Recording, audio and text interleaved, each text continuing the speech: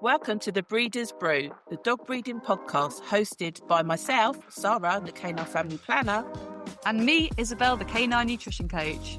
We're promoting responsible breeding by unpicking the minefield of breeding myths and methods for owners wishing to expand their whelping wisdom. Welcome to another episode of the Breeders' Brew, where this series we are concentrating on a Q&A style format. So we are looking at online whelping groups, particularly Facebook, looking at some of the posts that have been made, questions that are being asked, and taking a deep dive into whether the comments are correct, they're giving a good advice or not, and then we'll add in a bit of our little salt and pepper advice on top of it as well, just to season it all up. So I'm one of your hosts, Sarah Lamont, the Canine Family Planner, and fortunately I'm graced with the presence of Isabel, the Canine Nutrition Coach. What a lovely intro. Thanks, Sarah. Maybe I should try and think of a different one every time. So, right, let's get stuck in, Isabel. Have you got a post that's been made recently in a group that we can pick apart and deep dive into? Of course I have. There will never be a shortage of questions online, will there? So let's get started. A question that I have just seen posted in one of the groups is from an anonymous member asking, how old is too old to have a first litter? Old is too old to have a first litter.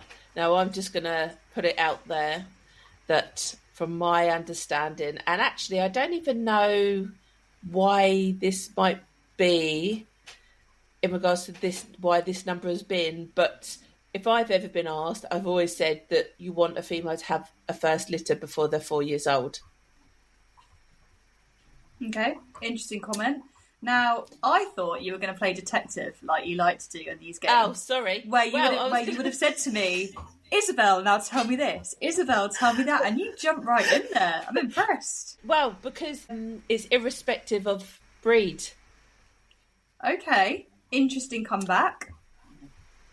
So that's why I think that's really interesting, because I would say somewhat on the contrary, because if you look at breeds that have naturally a shorter fertile window because they have a shorter lifespan, you know, you look at your giant breeds like your Great Danes, St. Bernards, you know, big breeds that have a much shorter lifespan, then naturally they are essentially aging quicker than a small dog that has a lifespan of, say, 16, 17 years old. I'm not for a second suggesting that my personal views would differ. However, I would think that it is breed specific. Yeah, but it's a first litter, not a last litter. That's true. So I don't... That's very true. I would agree with what you've just said if it was last litter, but because it's first, it's just actually how late is too late to think about breeding my bitch, and 4 years old generally fits the cap for most breeds. Even the breeds that age quicker have a smaller window of fertility because it might be their first and only litter anyway. Yes, that's very true actually. When you dissect it and answer the actual question in hand, I do agree with you. We are talking about first litter, not last here, and I suppose I went down a bit of a rabbit hole. Yeah, I think obviously, because normally I think that question would be how young, because like how old are so it's just because it's phrased a bit differently, because obviously the Kennel Club will let you register a litter from a female 12 months plus. Yep. And that's when it is different for breeds. So most owners will want to do their health testing. Generally, most health tests, they want the dog to be at least 12 months old. So then really you can't breed at 12 months because they haven't done their health testing. So most breeds would then recommend 18 months to 2 years old. So, you know, that's an extra 12 months down the line to what you technically could do. Then it becomes a different ball game because then you're in you say the breeds that have the smaller window. In regards to fertility, younger is always generally better once they're of adolescence age and their sexual maturity has actually been achieved. To breed when the dog's younger is always better than older. But again, I don't know if this is an old wives' tale, but I heard someone talk about breeding from dogs was better because they had softer pelvic bones. So they were saying to breed you. I was brought up on the same old wives' tale from my grandmother and my mother. That was osmosis knowledge that I had passed down. But we're talking, that was potentially 60, 70 years ago, some of that information passing down. So it's interesting that both you and I, in different breeds, different, you've come from a family of the Bulldogs, I've come from a family of the Dachshunds. We've both ended up with that sort of secondhand knowledge, secondhand, like you said, secondhand wives' tale, really. There's going to be some validity in the statement, in as much as naturally the older we get, our bodies do stop producing as much collagen. We do start to naturally, at the minute any mammal hits middle age, technically you are starting to age. So, your DNA chains are getting shorter, we're all getting greyer, things aren't regenerating as they should. Now, I would hazard a confident guess that is going to affect bone density as well, unless your dog is like, we're talking, an athlete that's training all the time and essentially doing weight training and this, that, and the other, that then affects bone density the other way. So there will definitely be bodily changes. Whether or not that's the pelvis getting less flexible, I'm not so sure on that comment. But I definitely think there would be changes even in the cartilage and the tendons and the muscles, because our bodies as mammals become less and less good at maintaining. Yeah, so just overall health is going to be better younger, which is no different to humans. To have kids younger rather than older is always a preferred route. So, I mean, it's a bit of a crazy spin on it, but we've come a long way since then.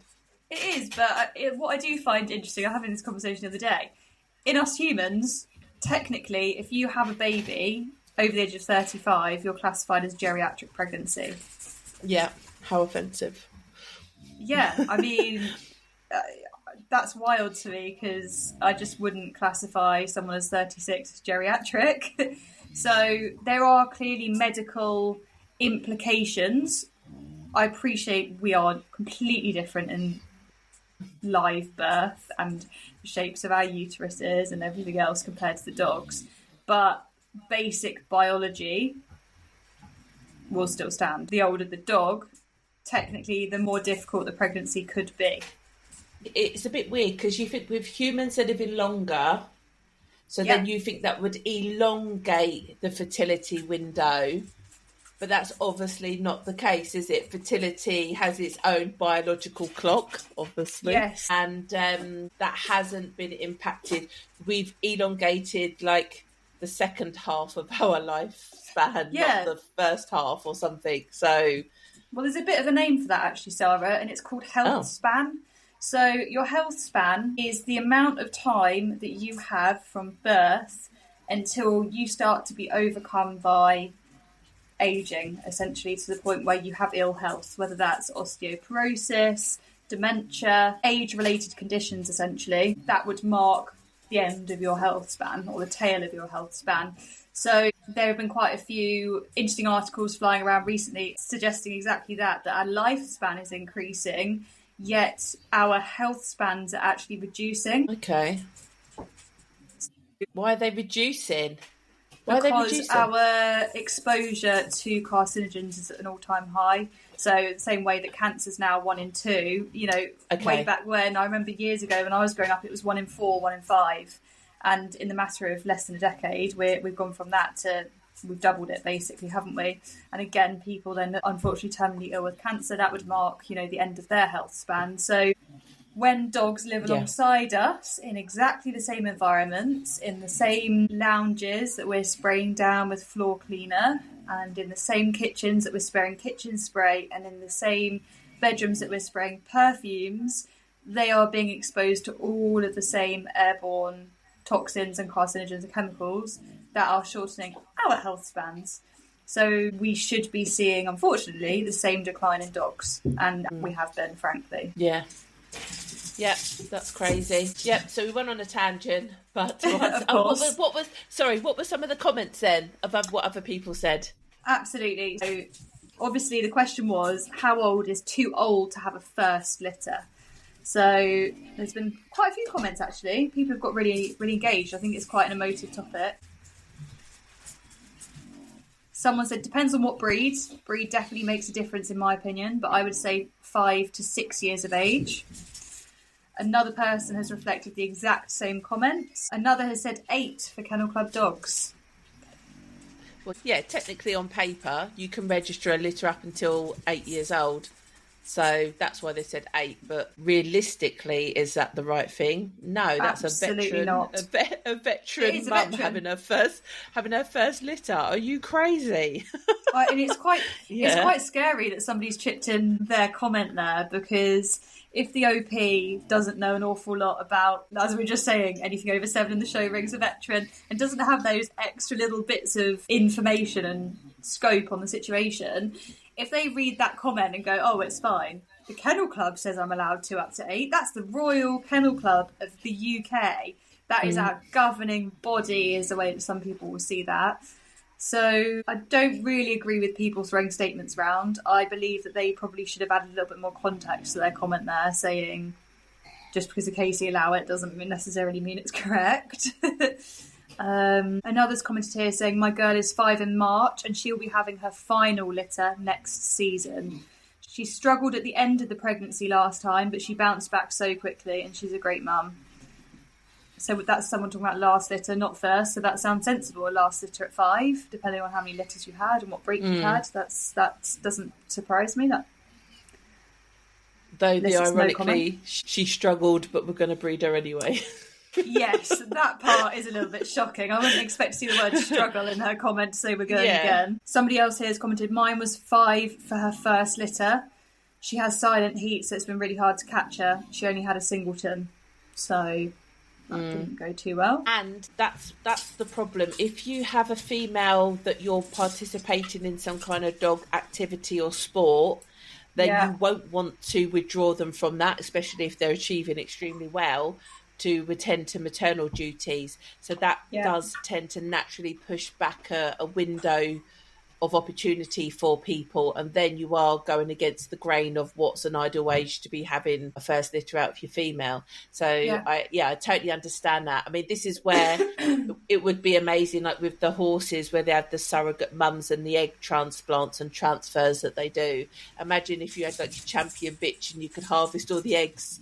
In my ideal world, I would harvest, when I had my champion bitch, I would harvest all her eggs, and then I would have fertilised them and put them in a Labrador, because she would have carried bigger litters, she would have whelped them easier, and it would have been loads easier. That is not allowed currently. Yet. Obviously, you can clone your dog, and to clone your dog, that though a fertilised egg would have to be put into another dog as a surrogate. Yep. So it is happening somewhere, not within certain countries, within their ethics at the moment, but that it has happened and it can happen, but it's definitely not common practice compared to with the horses.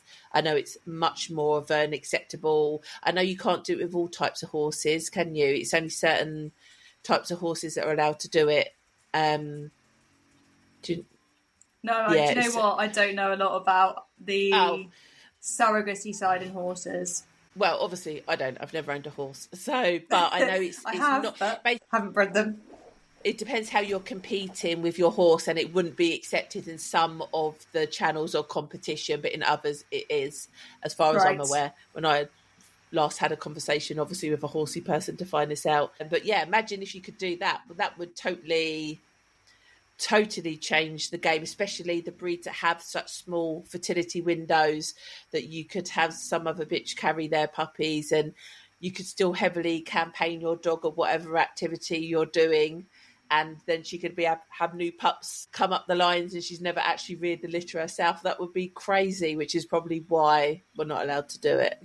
Yes, I would hazard a guess that's exactly why.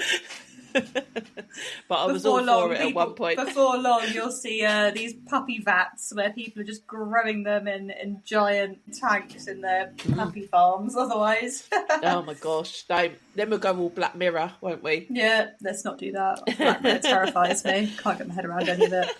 Anyway, back to the question in hand. Any other comments? What were the other comments? Did we go? Quite a few 5s and 6s, actually. Someone said 4. All my girls don't breed past 4 years old. I'm in America, and this is a common theme here. Interesting. Yeah, Yeah, but don't breed past. Has everyone read the question properly? Just don't breed past 4. Yeah, No, that don't know. I'm assuming that's that first sounds. litter.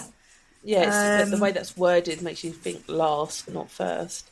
But still, Another said yeah, I wouldn't. Another has said I wouldn't breed past 4 to 4.5, which yeah, it's a similar sort of comment. Another saying 5. Someone said for first litter I would not breed over 4 years old. Any subsequent litters by 7. I was sure the Kennel Club used to have a rule about not registering first litters on a girl over 4, but I'm not sure if they stopped it or if I'm remembering incorrectly. I have been breeding a very long time. Each to their own. Discuss it with your vet. Now that's interesting. That could be where the 4 figure's coming from in our mind, Sarah. If that was the case when my grandmother, had dogs way back when. If this is an yeah. old school rule, this could make sense how it's kind of been passed down. Yeah, yeah, that sounds. It's quite funny because when I think back to, I put a load of my bulldog stuff in the loft because I didn't want to not have it as an archive, and I've got one of my original Kennel Club transfer of ownership documents, and obviously now it's all quite fancy, fold over, flipping bit, and you get your transfer codes and all the rest of it. And it was literally a dot. Do you remember the dot matrix printers with the holes in the side? Yes. It's one of those, and it's blue and white, and goodness.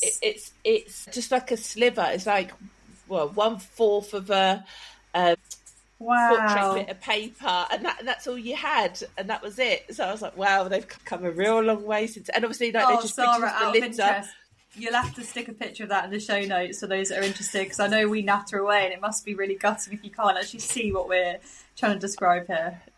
So now you're making me go in the loft and go and get it out and take a picture. Is that what's happening? No pressure.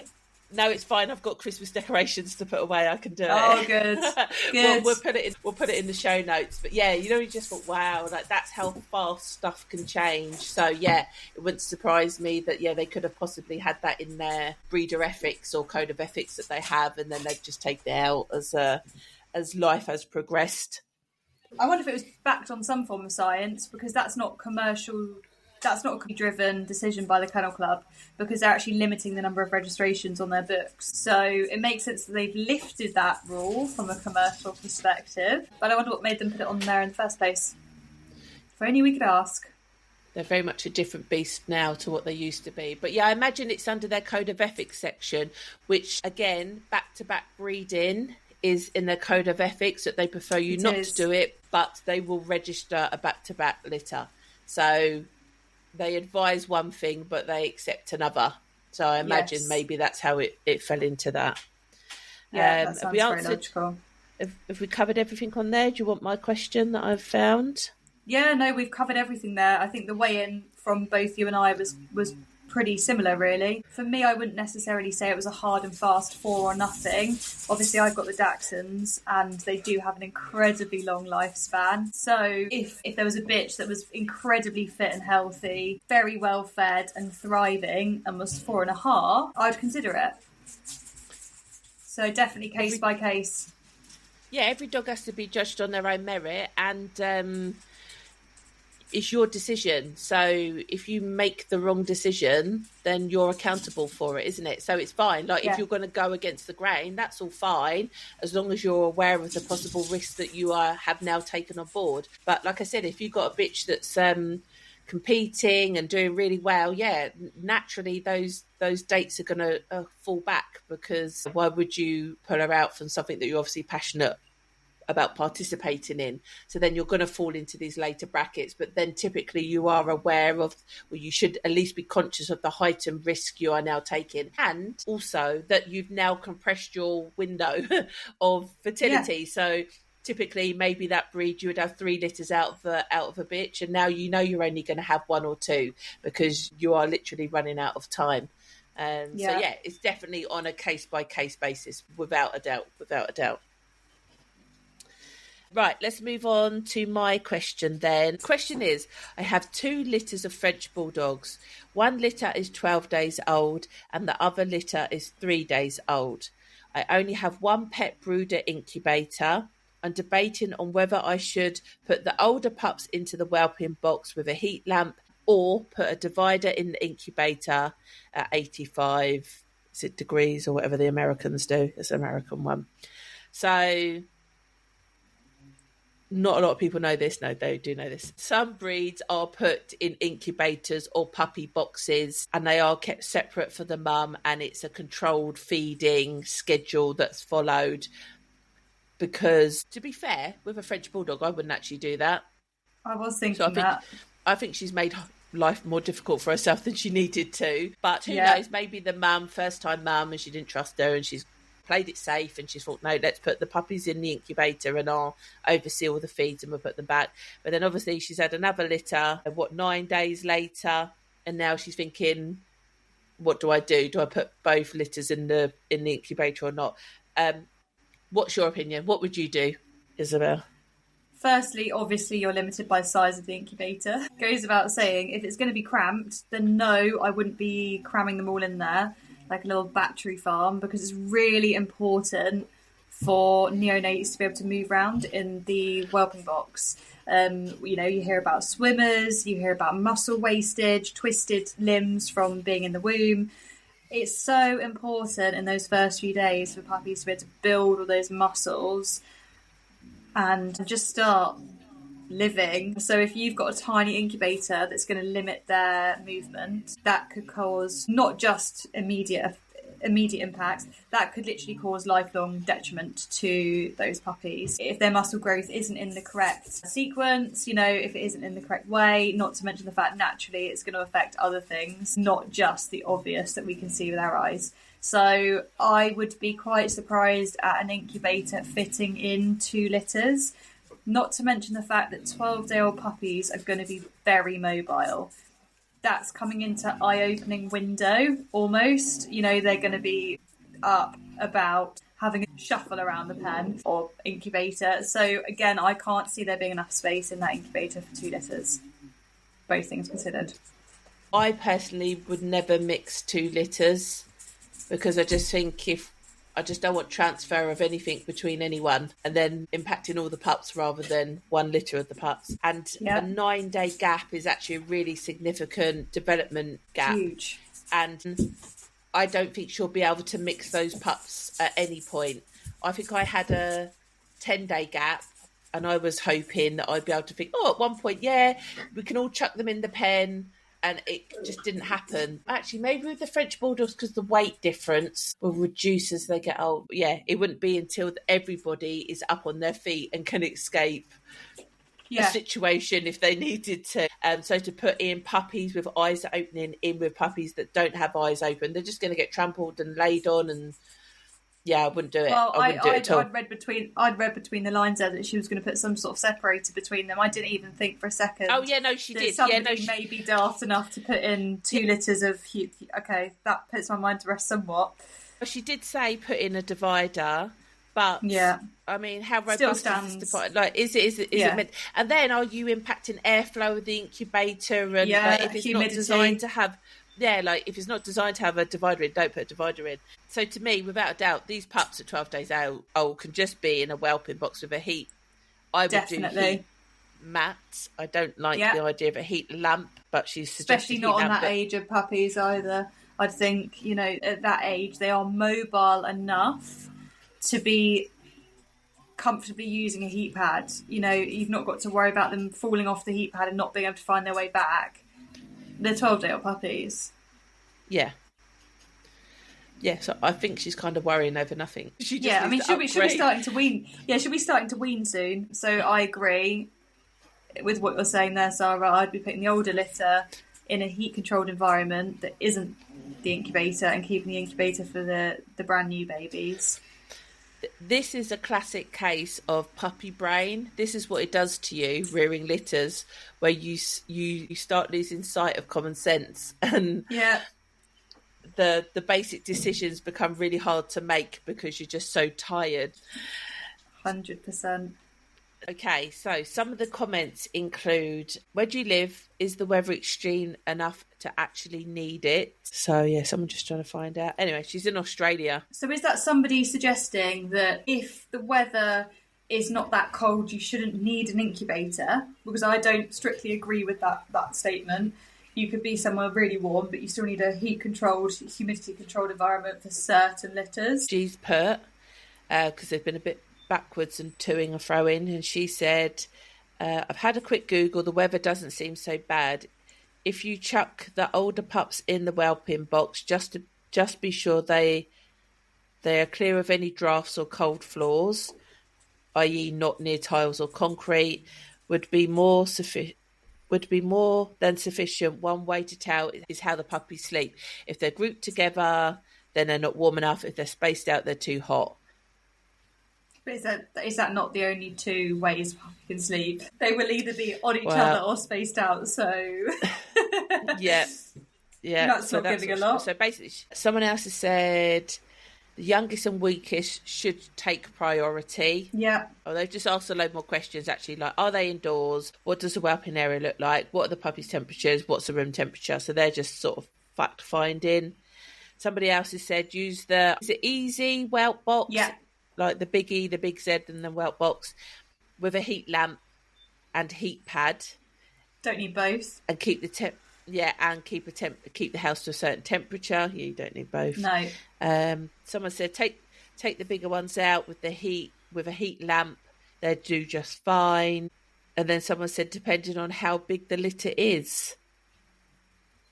Okay, so they're suggesting if you've got 2 litters of 3, for example, and you've only got 6 pups total. I still do agree with you that I wouldn't be mixing litters lightly. I really do, because you just don't know. They still again at different life stages. There's just no need, because the older litter are that much more developed, and they are at the point where they will be weaning very, very soon. Okay, so if the divider wasn't in there, it fell down one day, and then you've got the little pups wading through some big pups' poo, yet their immune system is not as developed and they're not on that milk because they've got different mums. It's just too much of a risk that's just not necessarily. Someone else has said you don't always need incubators or heat lamps. I live in New York and I didn't need one. I listened to everyone and mama wouldn't let me put them in there. Yeah, so I don't think French Bulldogs need these anyway, because I tried to rear a French Bulldog litter, like a Bulldog litter, and she went crazy. And that's what this woman is saying. She wouldn't let me. She wouldn't let me put them in there. I had. They want to be a good mum. They're telling you, let me be a mum. Yeah, and the thing is, the French Bulldogs are so light on their feet. Yes, they're so much more agile. Yes, they're not mini Bulldogs. They are French Bulldogs. They're way more terrier. You don't need to rear them like a Bulldog because they're not. So I agree with her. Yeah, you don't need them in an incubator in the first place. I feel with these things, once someone's purchased it, they're going to use it. Yeah. Otherwise, they're going to have buyer's regret, aren't they? Of I've just spent a lot of money on that and I never used it. And not to mention the fact we're making a lot of assumptions here. For all we know, unfortunately, she could have lost a bitch in C-section. She could have lost both bitches. She could be fostering both litters. And potentially not even have the mums there. There's so many things that we don't know the answers to, as always with these things. We need to play detective a little bit before we can give certain answers, but we can give pretty good overviews.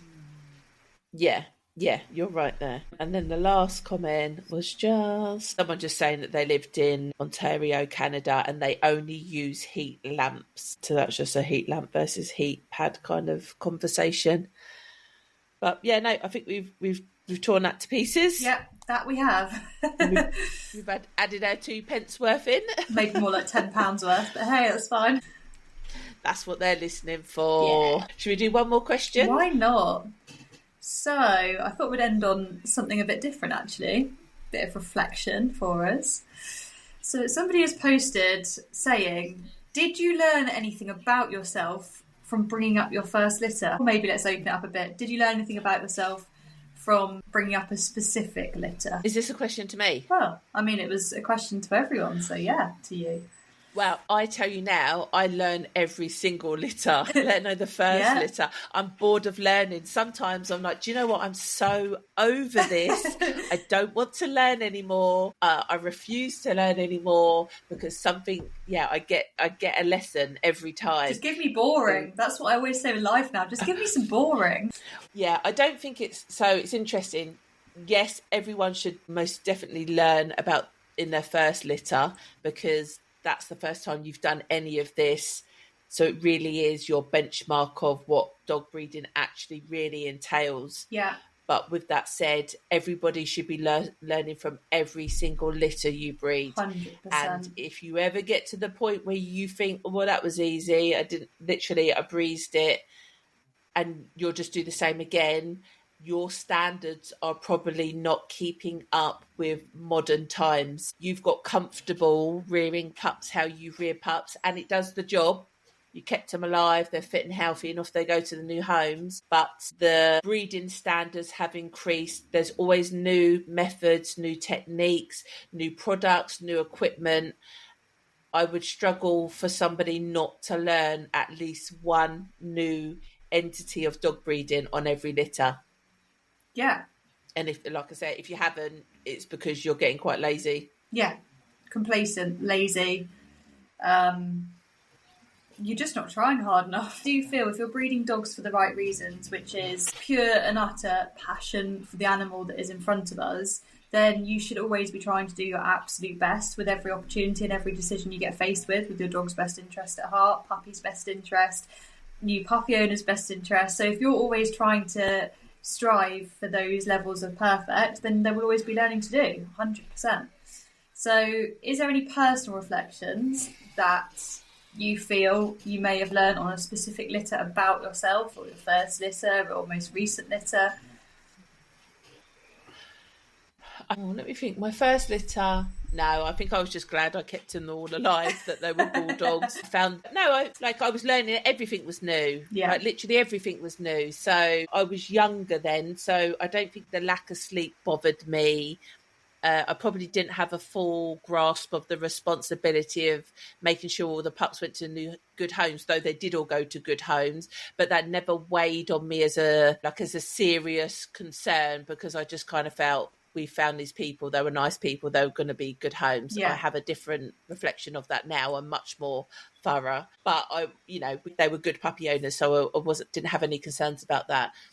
So yeah, I was probably just a bit naive to it all, really. So I was just happy that I'd kept a big bulldog litter alive. We found amazing homes. They were probably a bit ugly, like on reflection to my standards of what I breed now. But then I was starting out, and they were fit and healthy. So that was the main thing. But the conformation and type could have definitely been better. And we did use a champion dog because we owned him, but it was the bitch that was the problem. But my most difficult litter was definitely my dusty litter, where I did my frozen breeding. I used a deceased dog. I was the first person to use him. And the problem with breeding is when you get the bad news, it feels really, really bad, because it's come after all this elevated high. So you're excited about the breeding, you're excited she's in pup, you're excited the pups are born, and then it can just all come crashing down. So it's not just like you're living normal life and then you have a bit of a blip and one of the dogs isn't right. You're like really flying high, and then like someone just comes and punches you in the gut. And with that litter, yeah, I really struggled because, well, I didn't struggle, I just emotionally, it was really, really draining, because the litter was born, all pups had their guts born on the outside, so I was already at a disadvantage to try and keep these pups alive. I think 4 were born, I brought home 3. I think they all died within the first week, if I remember correctly. So having that whole week of torment of trying to get these really precious puppies to keep them alive was traumatic. Then it was traumatic because of the financial repercussions of frozen semen, TCI breedings. The bitches had a C-section, and I have absolutely nothing to show for it. And I'd paid for this torture. That's what it felt like to me. It wasn't even the fact that I'd just lost the money, because I think I would have preferred to have, I say to everyone, I would have preferred to have put it on my front doorstep and just let people come and take it without the emotional trauma that I had endured in the process. But I kind of feel like I had this emotional torment at the same time. And then it was telling the news to the stud owner that it'd all fallen over, because they were excited as I was. Yeah, the bitch had gone through a C-section and then like had no pups to rear, and it was just really, really tough. And I just thought, right, let's just get through this. And then what made it really, really tough is that there was a reason why that happened, and I checked with 2 different vets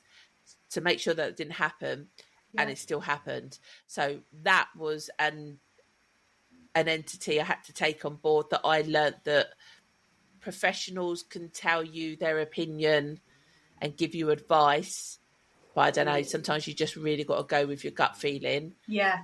And then what made it even more harder is then the stud owner said, "Do you want to try again?" And then so my head was like, "Oh no, do we do this all over again? Do we change a few of our protocols, or do I want to put myself through this all over again and the same could happen all over again?" So then, I just got landed with a really big dilemma of, could this happen all over again? And I did it again. Like, end of the story, people. I did it again. Don't give up on your dreams. So what I did learn from that was probably a really big make or break time for me, because I'd had quite a few of bad luck and stuff just not working out with the dogs and some of the plans that I had. And then that literally felt like, mate, talk about kick me while I'm down and trying to do something really amazing here, and it's not working. So should I be doing it? So anyway, I went again, and I got 2 bitches out of it, 2 amazing bitches out of it. And now I'm generations past that. And that whole situation probably has had a huge impact on my vision now for the future for my dogs, that now I'm just like, mate, I'm trying everything. Like, there is no challenge I probably wouldn't take on in regards to how difficult I could make my dog breeding. Yeah, because you've been at rock bottom. You've been in the lowest depths of low. So you know what that can feel like, and actually you've taken it as a massive learning curve. Hats off to you. It would have been enough for a lot of breeders to hang up their what's the terminology? Hang up their what do we hang up? Hang up their dog leads. I don't know. No, it needs to be breeding related. Like, what are we hanging up at? I don't know what we're hanging up. A puppy pen and a heat lamp. Hanging up your heat lamp for good. It would have been enough to put a lot of people off forever. And it's just, as you said, it was gutting for you. And even watching you go through that was really tough, because there's nothing that anyone can say to you. I think I had one client email. I was like, "Oh God, I'm going to cry. Don't ask me." She's like, "Okay, I won't ask her. Thank you." Yeah. It was hard. Yeah. It was hard. Yeah, and a really tough moral of that story that I sort of took on as a bystander as such was, you can put your biggest trust and faith into professionals around you, and just because they've got the badge, the qualification, they're just giving you opinion, and humans do make mistakes. And even if you go and seek a second opinion, if it doesn't feel right, go and seek a third, fourth, fifth. And it was awful that you had to learn that situation could unfold when you placed your trust in people that you'd never expect to have an issue with. Yeah, in my regards, I would deem high caliber professionals to rely Top on of their for fields. breeding practices. Yeah, exactly. So I don't know, maybe there's not been enough research in it, maybe they've been misinformed, but we have seen some professionals where it does end they just do the thing that you're paying them for, even though they might have knowledge that surrounds it, they don't necessarily pass that knowledge on, which is sad, because equally I've been, even in the last 2 weeks, been to a vet for a TCI, and I was in there an hour and a half. The stuff we talked about was absolutely insane. There are some vets that just, like, once they meet someone on that level playing field where they're just like, "Oh my God, I've got tons of extra information that, like, it's worth you knowing, because it might help you at some point." So it's a shame there isn't more people out there willing to do that. It's not just the service. It's we had a big conversation about supplements, microplastics, decreasing fertility. What else? It was crazy. Jiu-jitsu, snow, like that whole. And also a joint client. I've had a difficult case in that I'd referred to him. And we went through that piece by piece as well, just to have a plan of action for that client. So, yeah, it's amazing when you do meet somebody. I'd rather someone just go, do you know what? I haven't got a clue. I think it might be this. You can go away and read about this or read that. I'd have so much more respect for somebody that did that than just not say anything, because you're just paying for a service and they're going to do the service and take your money and off you go. And we even know how people here in the UK, they will do a TCI, transcervical insemination, and some vets will be very strict on their protocol, what happens after that point, and some vets will not mention a thing to those owners. They both had TCIs. They're both reproduction specialists. Why are they not given the same advice?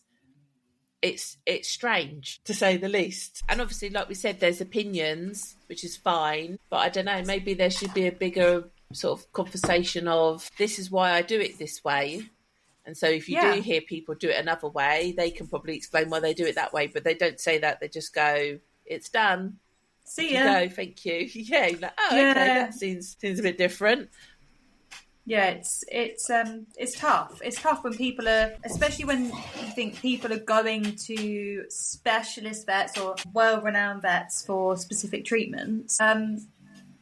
It's a bit disappointing, really, when you hear that they haven't got the level of service that you'd expect. And if you've been let down by one, especially as traumatic as the situation you found yourself in, that's really tough, because, you know, what would we do without our vets? Crikey, they're our lifeline, and what would we do without them? We'd be stuffed. So we do adore our vets, and we all probably have great relationships with our vets. And then when something like that goes wrong, when you sit back and reflect, that's quite challenging, actually, that you have placed your trust in somebody with your pet's life and it's just not really gone to plan. And then it makes it, you have to, once you learn those lessons, then sometimes it can be seen that you're being awkward or difficult because you don't want to do that again. So now you're going to proactively make sure that doesn't happen again. And then offence can be taken because you're strategically making sure you don't fall into that trap, but they're aware that it might be different to their usual protocol. So it all becomes quite difficult. So I think having a solid source of expectations and flexibility is really difficult. And I also think that sometimes, as with any professional, some people just do it because it's a job, and some people do it because they're really passionate about it, and they will continue to, I mean, that's why CPD exists, isn't it? Continued professional development, because they want you to carry on evolving and developing and learning in the profession that you're in. And some people just hit the minimum threshold, where other people, they're reading extra information about it, they're reading papers, they're like, the writing stuff is just crazy because they're all in, they're so passionate about it that passion then rubs off on you as a client. So it's those type of people you need to find, and they that we do love, and they do exist. They certainly do, because that's why I adore working alongside you, Sarah, because you will never stop learning. We come to each other on a weekly basis where we go, oh, hey, we've just heard of this, or this has happened. And we're always sharing stories and exchanging lessons, whether they're not even ones we've learned ourselves, whether they're from our clients. And it's so powerful when you come together with like-minded people that are all in the dog world, highly passionate. It's a really powerful force, and it's so important to find your it's so cliche, so important to find your pack when you're breeding, because you need to find people that you can trust to bounce off, not even necessarily whether you think that their opinion is always 100% correct. I totally understand that there'll be things I say, Sarah, and you think, oh my goodness, sorry, what? And there'll be listeners thinking, oh my goodness, I don't agree at all with some of the things that we say, and that's absolutely fine. We are just sharing our opinions and our life experiences, and the more you share and learn, the better, really. Well, that's just being an adult, isn't it? Being able to still communicate with someone that you don't necessarily agree with. Because there will be other stuff that you will agree with, that you will take huge benefits from, even if it's not that particular subject or topic. And I think this is probably why the Facebook groups are so popular, because people are trying to find their group. They're trying to find the people that can support them, that do understand what they've been through and offer some really sound advice. I mean, there's other people that just want you to agree with whatever they're doing. Yeah. And they will continue to ask the question until they find the one person that agrees. So it does take all sorts, but I think that's why these Facebook groups are so popular, because people are trying to find their crowd. And it's not like your vet's not the one, because if you need them, you're going to have to book an appointment and go and see them. And it would be a weird thing to put. There is a stigma about being a dog breeder, so a lot of people don't want to put their hand up and say they are, so they're doing an anonymous post in a Facebook group instead and try and get advice that way.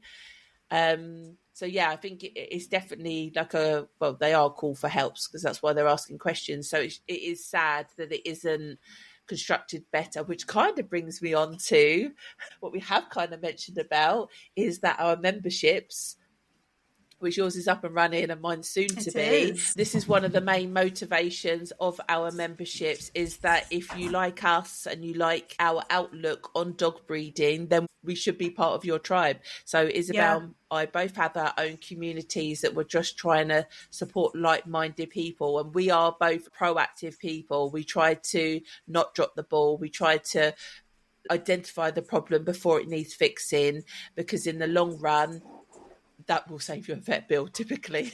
at best, most certainly, at best. And like you say, we do like to continue learning, and we are passionate. So I guess that's why we're always just trying to share the information. I definitely, as a canine family planner, that's one of my key roles, is to sort of share information that I learn from other breeds, because there's different pockets of people doing things, and actually maybe we need to integrate a bit better and share those practices, because they will benefit. So like the memberships are part of that community. So we will share more information on that at some point, I'm sure, on a ultimate episode.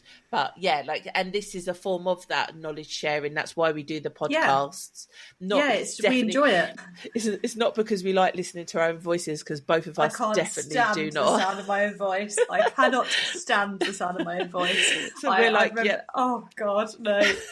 I don't think other than proofing the episodes before launch, I can honestly say I have never listened to them back, because it just curls my toes, the sound of my own voice. It's a full on, I'm like, it sounds so common. Pronounce your words correctly, Sarah. Seriously. It's not an egocentric driven not at all. Adventure. We could not be further from those types of people. It's purely just... we love to talk dogs, and the conversations we have are in such fine detail and of such value. We just thought we should be recording them and sharing them with other people that can gain benefit as well. And that they can listen to before they go to bed. Or in the bath, I've heard as well. Again, not really what I choose to do in the bath. But, no, not at all. What was some of the learning? What did you have as a learning lesson, apart from watching me go through hell? I've had one puppy that's been known to be the biggest challenge for me, and that was well over a decade ago. And I was managing 2-hour feeds all through the night for days and days on end. I was sleeping downstairs, no problem, up in the day. I took it all in my stride. I look back now and I think, oh my goodness me, I have one too many grey hairs to handle that. Not that I'm saying I wouldn't. Of course, I'd do anything for any of my dogs or puppies. But it definitely takes its toll on me now, and I don't think it's definitely not as easy as people imagine it to be. Particularly when I see like new breeders wanting to breed. It's great, without breeders we wouldn't have our dogs, which we need breeders. So we always need new people coming and joining, but it's a marathon, not a sprint. It is genuinely an endurance test of can you last night on night on night of interrupted, broken sleep with only a few hours, and off the back of that, how important a support network is, particularly in that first 3 weeks. As you mentioned earlier, puppy brain is real. And I know, Sarah, I remember voice noting you about the most silly of things, and you were like, Isabel, sorry, just play that back to yourself and you know the answer. Because sometimes it's just having somebody to bounce off that you fully trust is invaluable. Not to mention having somebody on hand to make you cups of coffee at 4:00 in the morning when you're exhausted and you're winding puppies, or you're milking neuron mastitis off a bitch at 3:00 in the morning for what feels like forever and a day. these are tough situations to be in, and if you've not got somebody to sort of G you along and pick you up when you're feeling down, it is tough. So I would say if you're heading into this and your girl's about to have puppies, just make sure that you've got that support network, whether or not that is husband, wife, older children, parents, best friends, or do you know what, if you don't really have anyone like that understands, then something like one of our memberships would be fantastic, so that you've got that camaraderie of other people in your corner when you just need someone to pick you up when you're down. Because even when things are going great, it does feel quite emotionally draining from the exhaustion. So that was a bit of a long lesson I learned about myself there. Long and short of it, I get tired. But sleep deprivation is a form of torture. So that's the whole point of all the stages of sleep, isn't it? Because your body has to renew itself. So puppy brain is most definitely a thing, because your body is not cleansing itself, it's not renewing itself. So you're getting this brain fog, and then you start losing perspective, and then you can't think clearly. So yeah, I have no doubt, I'm sure there must be some clinical, definition and symptoms to it, because it's got to be a thing. It's not made up. It's just not that we're overtired and dramatizing. It's a real issue. So yeah, I always say to people, make sure you get all your sleep before you start. And I say to people, like, the first four days is pretty easy because you're just running on adrenaline. It's when after that, when you go, oh no, this is real, I've just got to carry on doing this stuff now until they go at 8 weeks old. This is my life now. So yeah, I guess it's a big responsibility. If you haven't had children, then that's like the next biggest responsibility you have, is to nurture these newborns until they are ready to flee their nest and go to their new homes. And just be thankful it's 8 weeks, not 18 years. It can always be worse. And that you didn't have to give birth to them yourself. Your dog did that bit. Yeah, absolutely. What were some of the comments? Did people come back mainly with sleep, or did they learn loads of other amazing things? Loads of people have got involved, which is lovely to see. The top ones made me laugh because it's so relatable. Yep, I have learned a lot about myself. I'm soft as shit and get very emotionally attached to every single puppy. Yep. Fair enough. Resonates strongly. Yeah, Isabel keeps every dog she's not meant to keep. I'm like, Isabel, you're not keeping that one. I want it though. Yeah, but I want it. It's cute and it's fluffy and it's small. And I made it, and then a year later she's like, yeah, maybe that wasn't my best choice. Maybe I should have picked a slightly different. Yeah. You're the only person in the world that I'd admit a mistake to, Sarah, so take that as a compliment. Oh yeah. The other half can't hear this because God forbid. No, fortunately they don't listen to the podcast. We're all good. What other comments? Somebody else has commented saying, I learned that I can survive on very little sleep. I can do all the things required, even with COVID and zero help. I learned preparedness and organisation, however, are absolutely essential. It's only because I spent weeks in preparation that I managed to deal with such a large litter. So that's interesting, because she's almost said the polar opposite of what my learning lesson was. However, she said that she spent weeks preparing and organising. So the level to which she may have done so is potentially off the Richter. We could be talking meals in the freezer, help booked for night times, all sorts. So exactly, it depends. Yeah, but like we just said about being prepared and trying to prevent the problems in the first place. So she's obviously in a certain dynamic. Like she said, she's done it all by herself, so she was obviously aware of that being a potential issue anyway, so she's pre-planned, and then that's gone in her favour. And there is something to be said about when there is no one else to help you, who's going to do it? No one. So she's obviously accepted that, and she's put in some really good provisions to make sure that didn't happen. So yeah, she sounds awesome. Yeah, she does. Somebody else has commented here, which has made me laugh. Sleep deprivation is a real thing and can even make your periods late. There you go. What more scientific proof do we need? After us saying there must be literal symptoms. I am so stressed. That's not happening. That cannot be a thing I need to worry about as well as these puppies. No, you must absolutely. Be joking. Not an option. That's funny. A few people have commented saying, yes, I've learned I loved it, but I'll never do it again. There's quite a few comments actually. A couple of people have commented on the side effects and symptoms of the extreme stress and side effects. So someone said here that they have incredibly vivid nightmares. Oh, that's one wouldn't have expected. Well, they're just brain activities, probably just not switching off, is it? Yeah, and adrenaline as well. Like we were saying, it's that adrenaline, and that's what causes crazy dreams and not being able to sleep properly. So yeah, night terrors from rearing a litter. I'm not sure what's worse, the night terrors of getting up to do a puppy feed or the night terrors of while you're asleep. It's the same. I always do think every time I have a litter, I'm like, why did I do this? This is like self-inflicted pain. Why did I do this? It's because you forget you do forget all of the tricky emotional points, and you just remember the sunshines and rainbows because they are so gorgeous when you're doing it as part of a bigger picture and there's motivation behind what you're doing beyond just let's stick X and Y together to get B.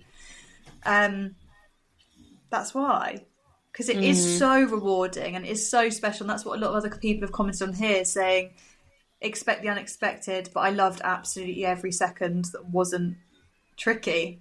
A lot of people have commented the same thing, basically saying the whole time that it's going amazingly, it is the best experience in the world and so rewarding. So I think it's you can't feel the highs without the lows in life, and I think breeding is a really extreme version of that roller coaster. The highs are really high and the lows can be really low, because we all love our dogs, and hopefully all of our listeners are on board with us here that we are massive dog lovers. So to see your dog or their puppies go through any type of difficulty is it's really emotional, really emotional. We just want the best for our pets, don't we? And I think breeding really hammers that home. So basically, it's an escape room that we set up for ourselves. For 8 weeks long once the pups are born, but it starts before that point anyway.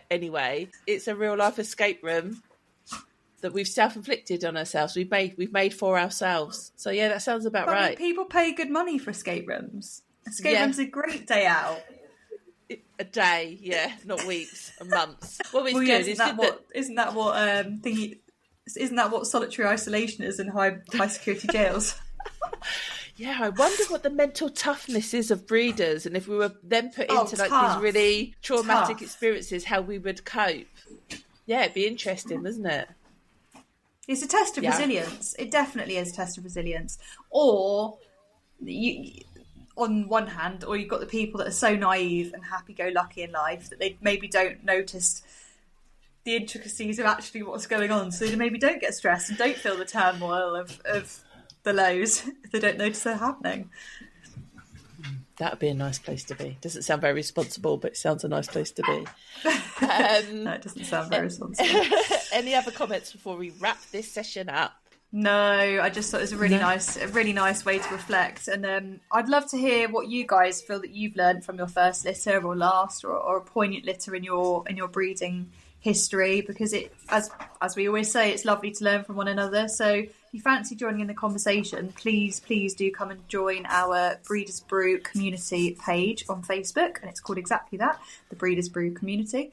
Come and join. It's a private Facebook group, so you've got no prying eyes from outside of the community, and we are all proactive dog lovers, so your questions, comments and thoughts will be landing in good company.